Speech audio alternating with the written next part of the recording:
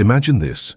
It's your wedding night, but instead of romantic privacy, a crowd of strangers follows you into the bedroom to watch, examine, and document everything that happens.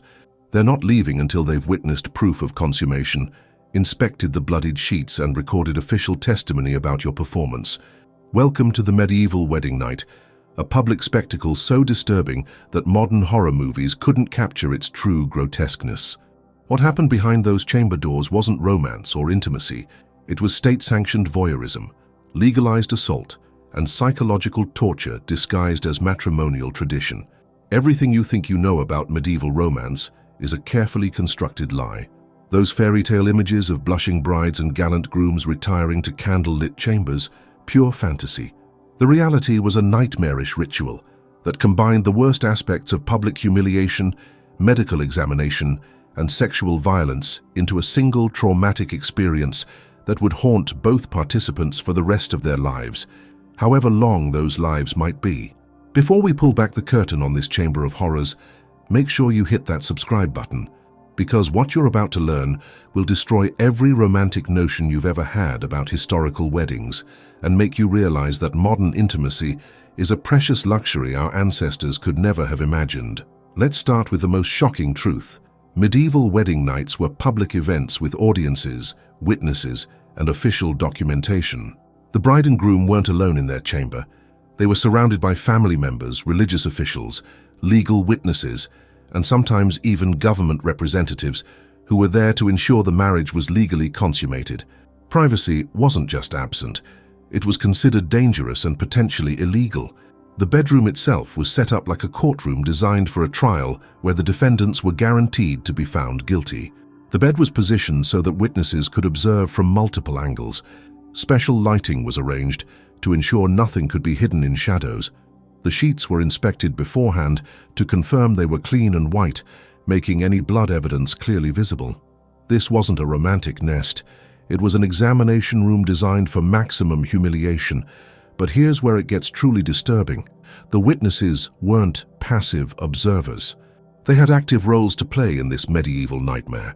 Family matriarchs would examine the bride beforehand to confirm her virginity, often using invasive physical procedures that would be considered sexual assault by modern standards. Male relatives would inspect the groom to ensure he was physically capable of consummation. Everyone had opinions, advice, and expectations about how the evening should proceed. The pre-consummation rituals were designed to strip away any remaining dignity from both participants. The bride would be subjected to what medieval sources call preparation ceremonies that involved multiple people undressing her, examining her body for defects or signs of previous sexual activity, and literally positioning her in the bed like an inanimate object. The groom underwent similar humiliation, with witnesses evaluating his readiness and capability. Let me tell you about the wedding night of Isabel of France, who was 6 years old when she married Richard II of England in 1396. The ceremony was followed by what contemporary accounts describe as a bedding ritual, where dozens of courtiers crowded into the royal chamber to witness the consummation. The fact that Isabel was a child didn't modify the ritual. It was performed exactly as it would be for adult participants, with the addition of physicians standing by to treat injuries that were considered inevitable. The role of the church in these proceedings was particularly twisted. Religious officials weren't there to bless the union or provide spiritual comfort. They were there to ensure that the sexual act was performed in accordance with church doctrine about proper marital relations. They would literally coach the participants through the process, providing instructions about acceptable positions, appropriate prayers to recite, and the proper mindset for minimizing the sinful nature of the act. The medical supervision was equally horrifying. Medieval physicians attended wedding nights not to ensure the participants' safety and comfort, but to document evidence of virginity, successful penetration, and potential pregnancy.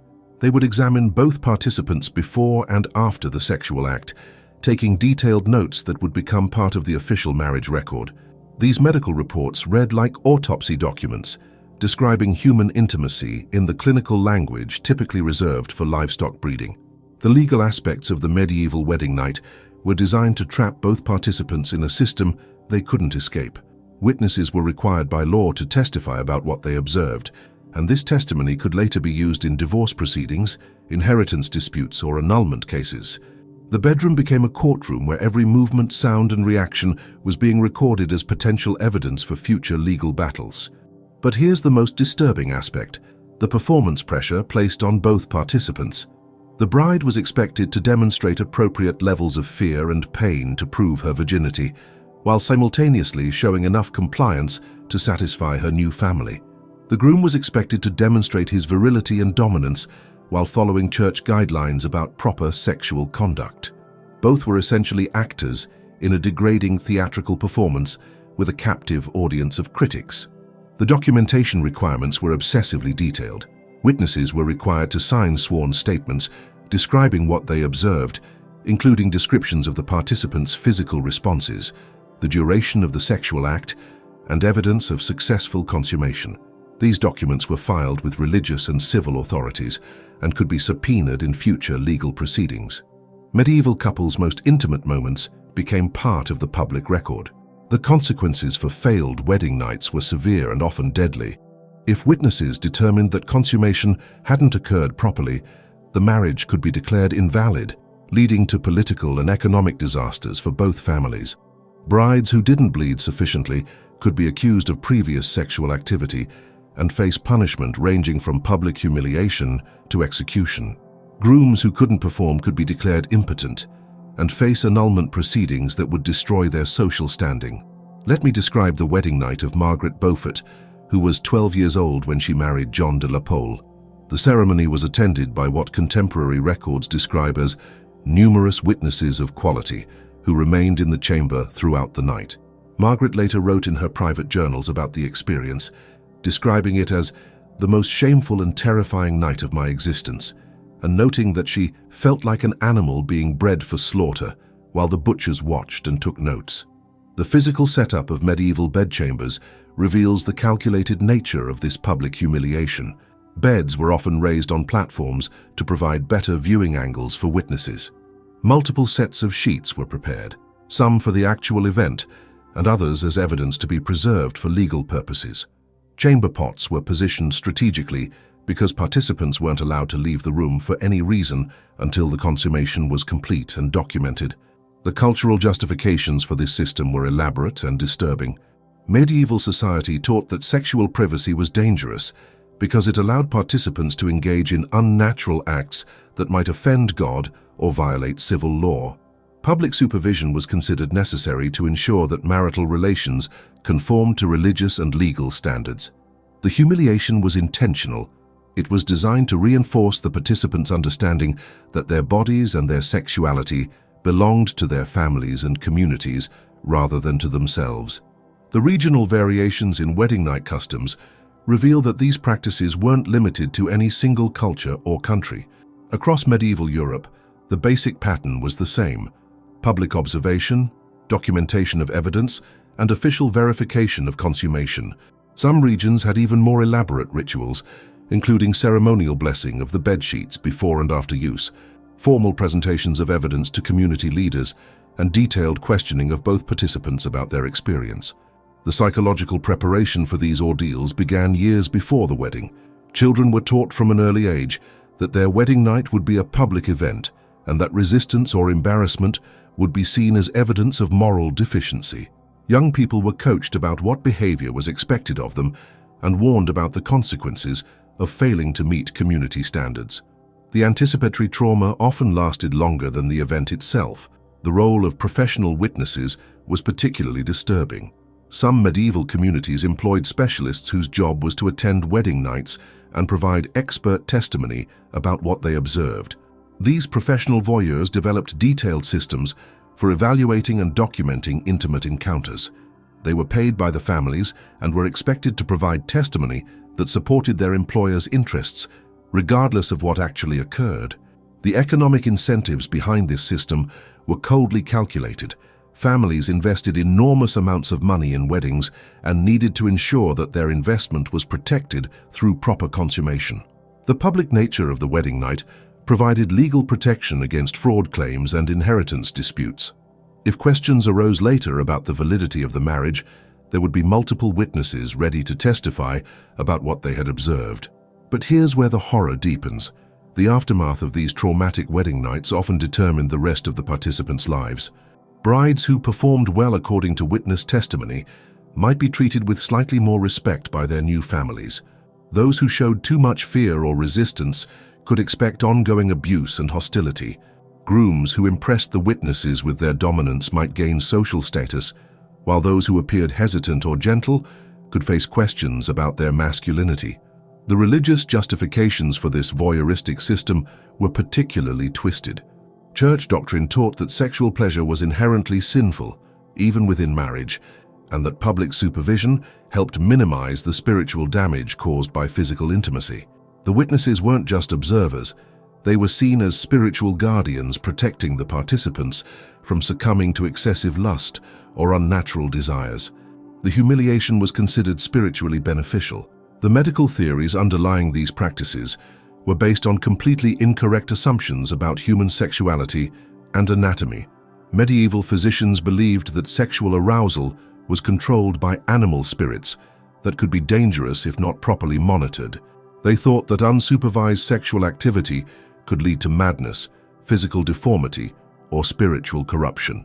The public nature of wedding nights was seen as a necessary medical precaution. The legal precedents established by medieval wedding night rituals influenced marriage law for centuries afterward. The requirement for witnesses to verify consummation became embedded in legal systems across Europe and was only gradually eliminated over many generations. Some elements of these practices persisted well into the Renaissance period and beyond, demonstrating the lasting impact of medieval attitudes about privacy and sexuality. Let me tell you about the wedding night of Blanche of Lancaster, who married John of Gaunt in 1359. The ceremony was attended by what court records describe as the full assembly of witnesses required by law and custom. Blanche was 17 years old and had been thoroughly coached about what was expected of her. Despite her preparation, contemporary accounts describe her as being overcome with terror when the witnesses entered the chamber. The proceedings were delayed for several hours, while physicians administered sedatives to calm her enough for the consummation to proceed. The international diplomatic implications of these public wedding nights were staggering. When marriages were arranged between different countries, the witness requirements became even more complex. Representatives from both nations would need to observe and document the consummation to ensure that their respective governments' interests were protected. These diplomatic wedding nights sometimes involved dozens of official observers from multiple countries, turning intimate encounters into international incidents. The survival strategies developed by medieval couples to cope with this system were heartbreaking and often ineffective. Some tried to negotiate for reduced witness requirements, but this was rarely successful and often seen as evidence of suspicious intentions. Others attempted to arrange for sympathetic witnesses who might provide favorable testimony, but this approach was risky and could backfire if discovered. Most simply endured the humiliation and hoped to survive the experience with their sanity intact. The cultural artifacts that survive from this period provide disturbing evidence of how normalized these practices had become. Medieval art depicting wedding scenes often includes crowds of observers watching bedroom activities. Literature from the era treats public wedding nights as standard plot elements rather than unusual occurrences. Even religious texts include detailed instructions for witnesses about proper observation techniques and reporting requirements. The long-term psychological effects on survivors of these ordeals were devastating and well documented. Many medieval couples developed what contemporary sources describe as chamber fear, a condition where they became unable to engage in sexual activity without experiencing panic attacks. Others developed elaborate avoidance behaviors, going to extreme lengths to prevent physical intimacy, even when privacy was available. The trauma often lasted for their entire lives. The economic machinery supporting this system was extensive and profitable. Specialized furniture makers created beds designed for optimal witness viewing. Textile merchants sold sheets specifically designed to show evidence clearly. Professional witnesses, scribes, and physicians all profited from the elaborate rituals surrounding medieval wedding nights. The human suffering was just another cost of doing business. But here's a reality check that might surprise you. Not every medieval wedding night followed this extreme pattern. Some couples, particularly among the lower social classes, managed to avoid the most intrusive aspects of these rituals due to their families' inability to afford elaborate ceremonies. However, even simplified versions of these practices typically included some form of community verification and documentation. True privacy was virtually unknown. The resistance movements that developed in response to these practices were usually small and quickly suppressed. Some couples attempted to fake evidence of consummation to satisfy witnesses while protecting their actual privacy. Others tried to bribe or intimidate witnesses to provide false testimony, but these resistance efforts were dangerous and rarely successful, often resulting in even more severe punishment for the participants. The international variations in witness requirements reveal the systematic nature of these practices across different cultures. Some regions required religious witnesses, others demanded civil authorities, and some insisted on family representatives. But the basic principle remained constant. Sexual privacy was considered dangerous and potentially illegal, requiring public supervision and official documentation. So there you have it, the shocking reality of the medieval wedding night, stripped of all romantic mythology and fairy tale nonsense. This wasn't intimate lovemaking or tender first encounters between newlyweds. This was public humiliation, state-sanctioned voyeurism, and psychological torture disguised as matrimonial tradition. The bedroom wasn't a private sanctuary. It was a theater of cruelty where human dignity was sacrificed to satisfy legal, religious, and social requirements. The next time someone romanticizes historical weddings or talks about traditional marriage customs, remember what those traditions actually involved. Remember the thousands of people who endured these traumatic ordeals, not by choice, but because they were born into a system that treated their most intimate moments as public property. Their suffering deserves to be acknowledged, not romanticized or forgotten. Now, if you'll excuse me, I'm going to go appreciate the fact that modern couples can share their wedding night in complete privacy, without witnesses, documentation requirements, or official inspections. If this journey into the medieval chamber of horrors has left you as disturbed as it should, make sure you subscribe for more historical truths that will make you grateful for the privacy and dignity we take for granted today.